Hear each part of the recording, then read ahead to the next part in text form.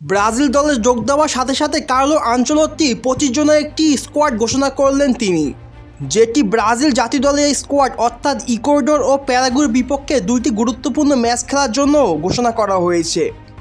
এই দুই গুরুত্বপূর্ণ ম্যাচের জন্য নতুন দলে দেখা যাচ্ছে কিছু নতুন মুখ, কিছু নতুন চমক। তবে নেই ব্রাজিলের রাজপুত্র নেইমার জুনিয়র। নেইমার ছাড়া ব্রাজিল একসময় যা কল্পনা করা যেত না, কিন্তু আজ সেটাই বাস্তব। তাহলে প্রশ্ন উঠছে, কেন নেইমার নেই?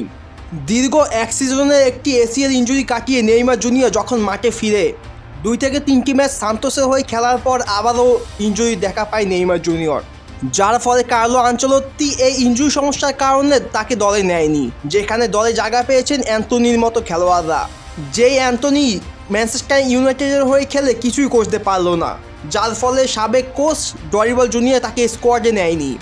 কিন্তু বর্তমানে তার নতুন ক্লাব রিয়াল বেটিসের হয়ে তিনি আলো ছড়াচ্ছেন। 17 ম্যাচে 5টি গোল 2টি অ্যাসিস্ট করেন তিনি।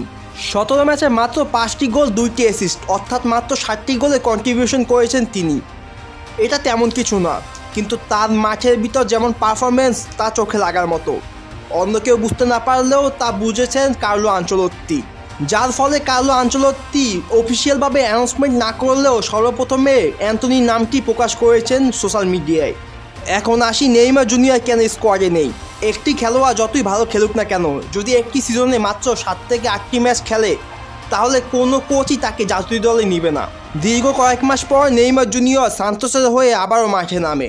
ভবিষ্যতে যদি নেইমার জুনিয়র আবারও ইনজুরিতে না পড়ে, তাহলে এই 2 ম্যাচের জন্য নয়, পরবর্তী ম্যাচের জন্য নিশ্চয়ই তিনি দলে জায়গা পাবে।